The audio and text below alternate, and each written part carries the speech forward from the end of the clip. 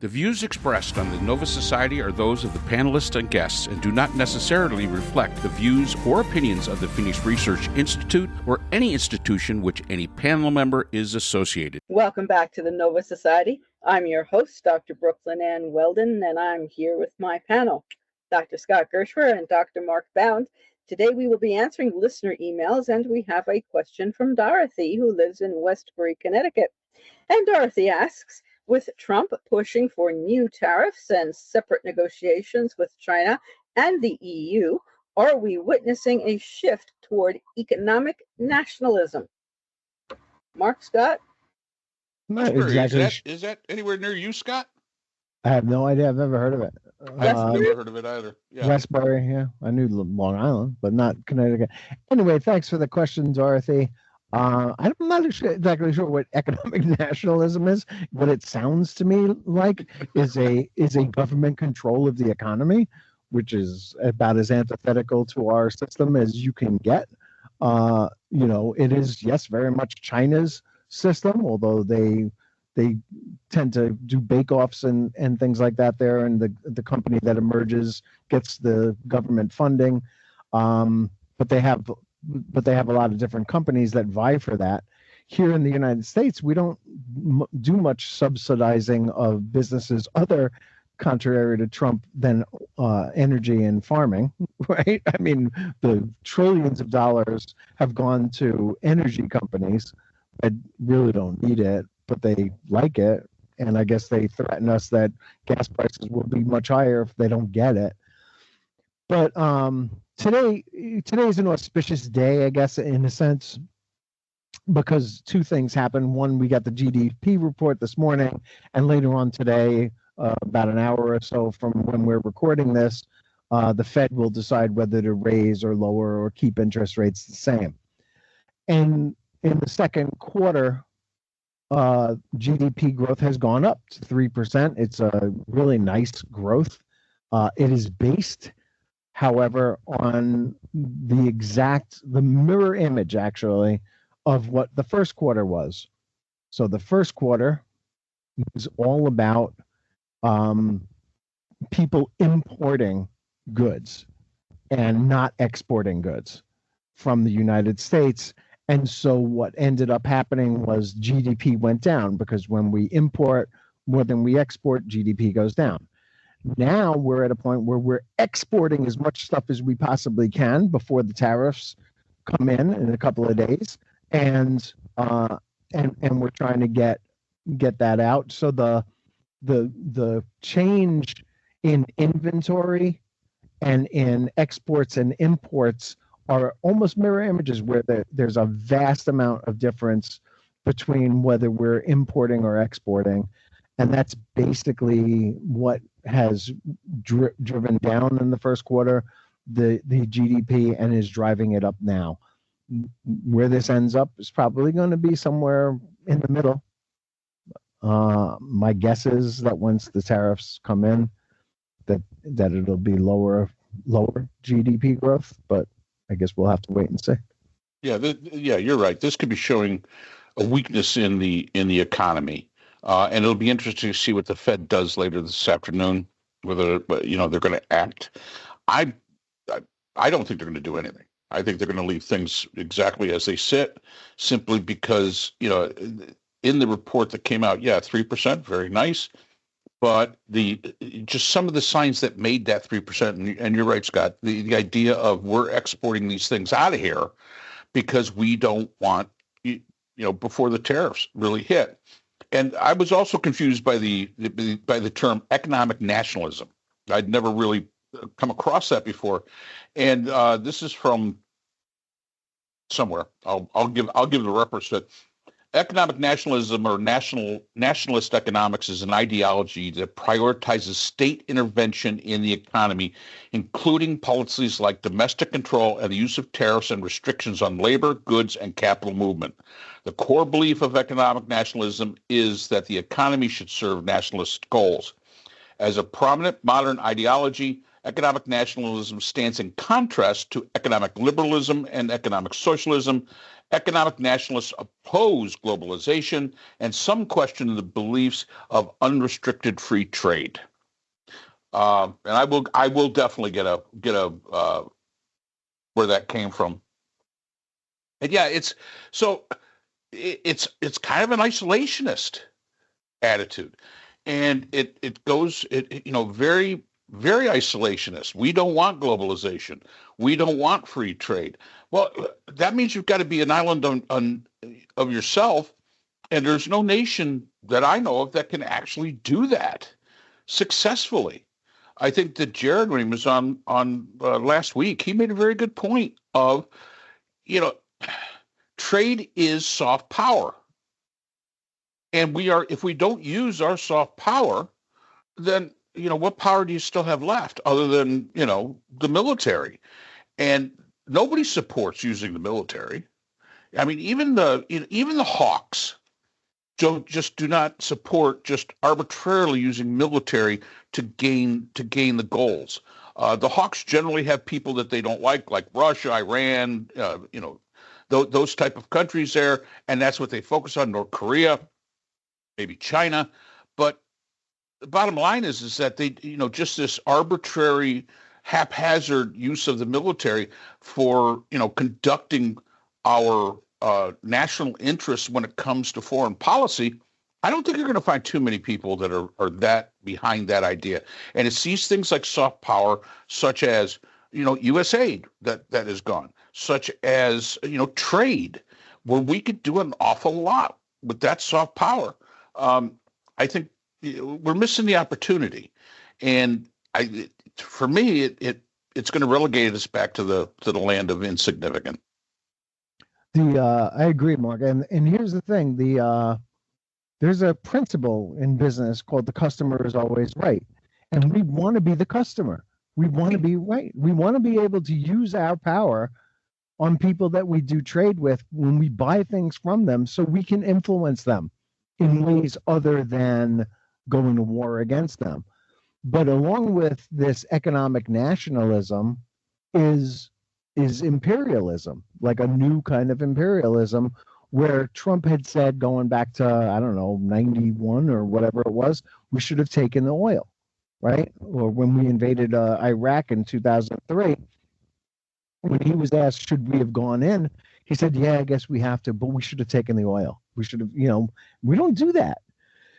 Right, the victor doesn't get the spoils in the modern world. I think they want to roll that back, and he wants to invade Greenland and take their wealth and resources, and he wants to invade other countries and use them to exploit them for our good and our gain. And that's he seems very stuck in the 1800s. And I don't think that's going to end well. No.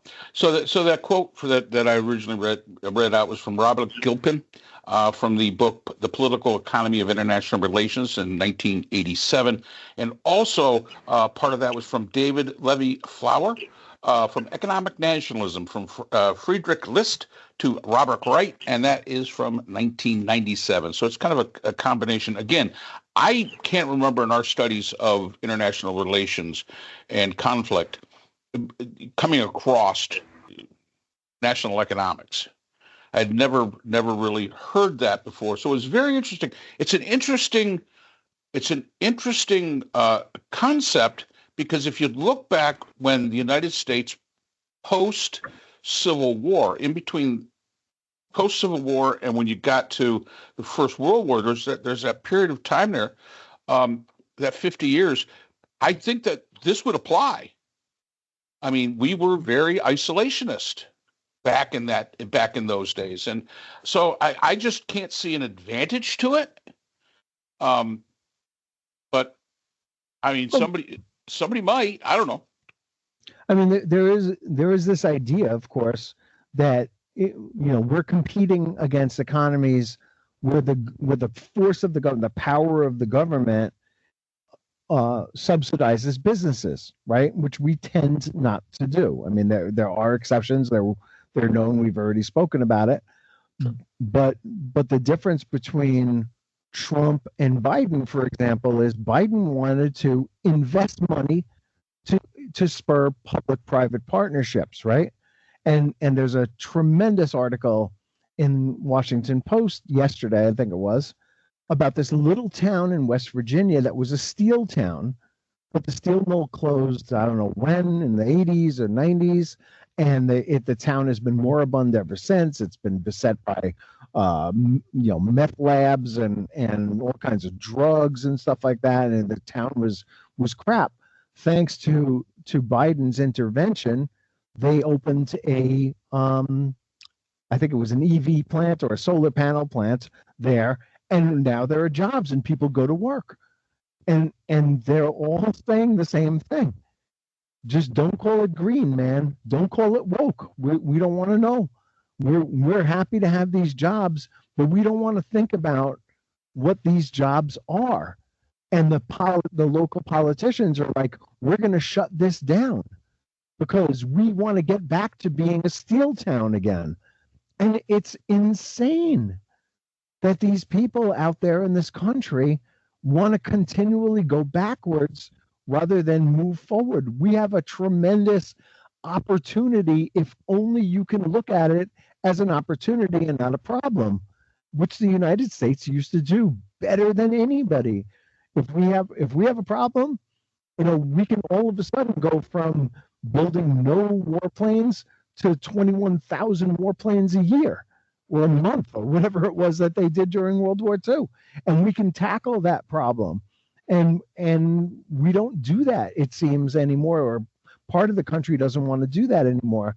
And it's crazy. We have a tremendous opportunity to lead the world in green energy and EVs, and we are throwing the opportunity away. We did it with solar panels when George W. Bush didn't like solar panels, and we're doing it now with batteries and electric vehicles, and it's frankly crazy. I don't know what we're doing. Well, remember, let me do a real quick clarification before you get into it. Yeah. This was a fat finger on my part, and I have to apologize to Dorothy. She is not from. It's not Westbury, Connecticut. It's Waterbury, Connecticut. Oh, Waterbury. Okay. Yeah, I when I was typing this out, I fat fingered it, and it is. I was actually looking at it. I said Westbury, and I looked in there, and it's Waterbury. So Waterbury. Anyway, sorry, Dorothy. We got where you were wrong. Yeah, no, Scott, to your point about solar panels, as I understand it, former late President Jimmy Carter had solar panels on the White House that Ronald Reagan took down. It's morning in America and drive as much as you want, and Dick Cheney with his Americans are entitled and all that nonsense.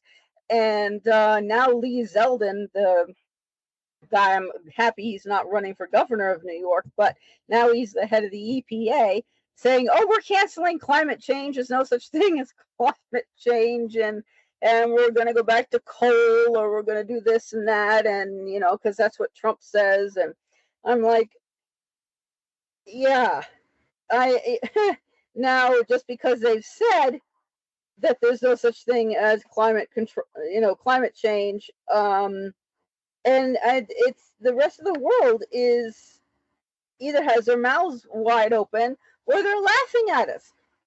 And you look at Argentina, that used to be a very wealthy country, and I think they fiddled around with their economic plan and did this and did that and whatnot, and now they're the poorest nation in their neighborhood or something.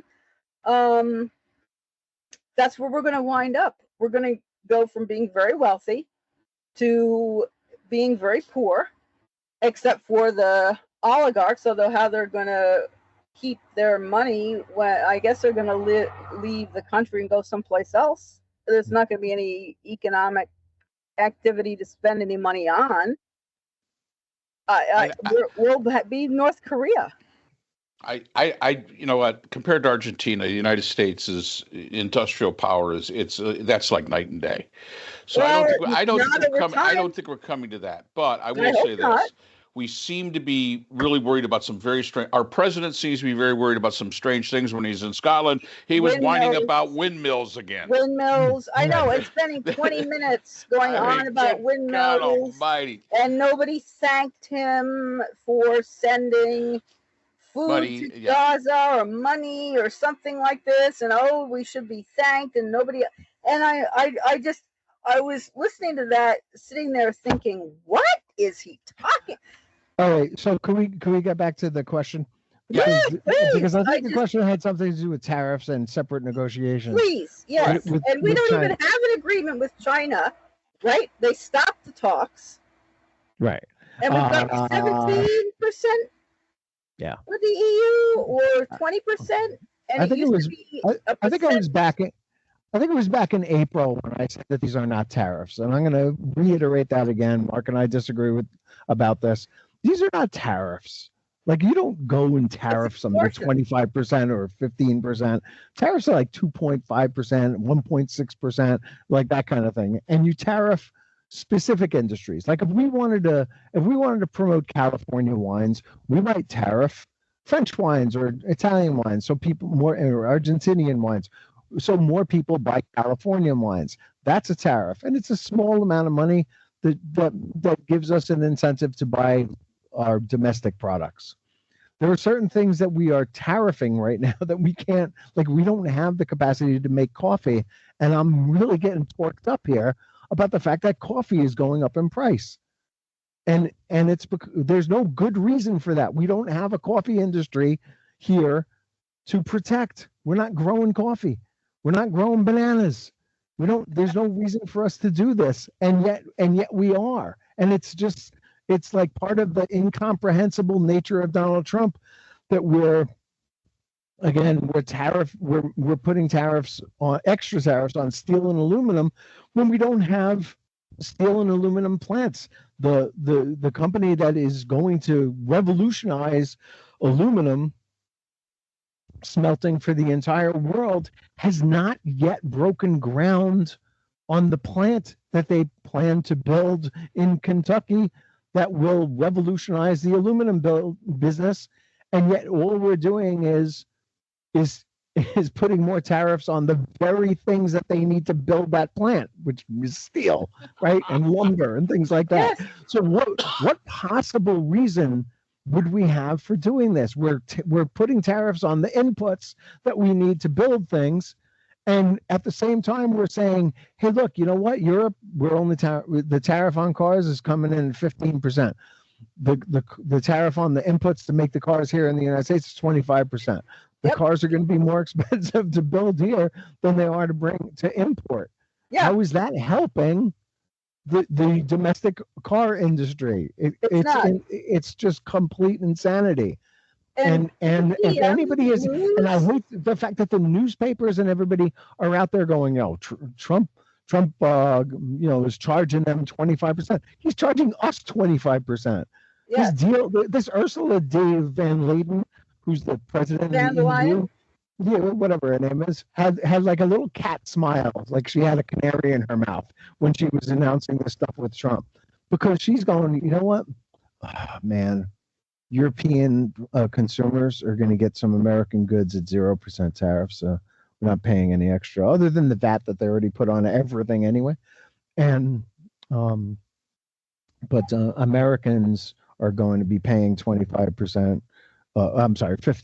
more for goods that come over here. And I like, one of my favorite things to do on a Friday night is get myself a nice big loaf of long bread from France, or it's baked here obviously, but it's French style, and some imported cheeses and imported wines, and just kind of chill out and enjoy my wine and cheese and sausage or whatever it is, or pepperoni, and just sit around enjoying my wine and cheese and just chilling. And that's going to cost me 25% more now than it did before. And it's just so stupid. What are we, idiots? You're going to have to tell your wife, I can't share my wine and cheese with you because it's 25% more. You use it up too much. Right. Sorry, honey, no Danish blue. How about a little cheddar? Yeah, I love cheddar. Look at the amount of money that GM is losing. what did they lose? Like over $1 billion or something like that in a quarter? Yeah. Stellantis took a big hit. Yes. Because those tariffs are on. The auto tariffs are on. Yes. And these companies are getting murdered. Yes. From these tariffs, and it's just a preview of things to come, people. Yes. Because when everything else is getting the same treatment, and it's not, some kind of tribute tax that goes to Trump, sovereign wealth fund that he gets to control. That's really what he's in it for. And these are not these. As I think I said last week, there's a great article about making the deal is what he lives for. But actually signing the deal is being left to somebody else, and doing all the details is left to somebody else. And if it all goes south, that's their fault, not his fault. He's the one who made the deal, and that's what he lives for. And that's what we have right now. We have framework agreements with people who are laughing their asses off behind our backs and calling Trump the biggest moron that ever lived in the face of the earth. And the American people, including our freaking media, are going, you know what? It's another big win for Trump. He said 35%, he said 85%, and now he's got it down to 15%. And that's up from 2.6%, but Yep. It's still a good deal for Americans. Come on. No, What are we, morons? Well, hopefully we answered that one. I do believe so. So thank you, Dorothy, very much for your questions. Save my And- peas. Please. Yeah, and thank you to all our listeners for spending some time with us today. And I'm sorry, Scott? Oh, I was just saying in Spanish that there is no cheese always.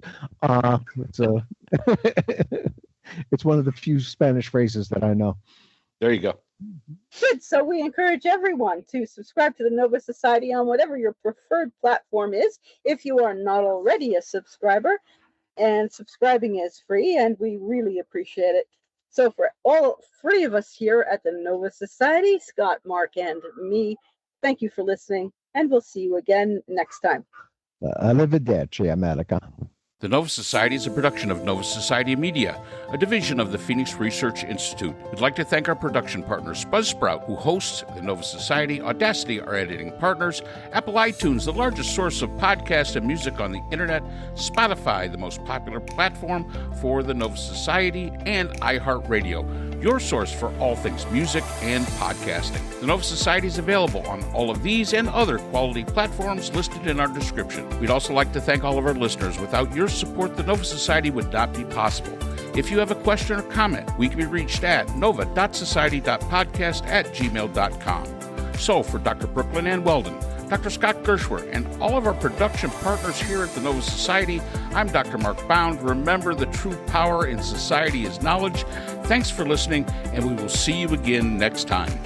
We'd like to thank our sponsor for this episode, the Journal of Interdisciplinary Conflict Science. The JCIS is an open journal for upcoming scholars. The JCIS is currently accepting article submissions on an ongoing basis.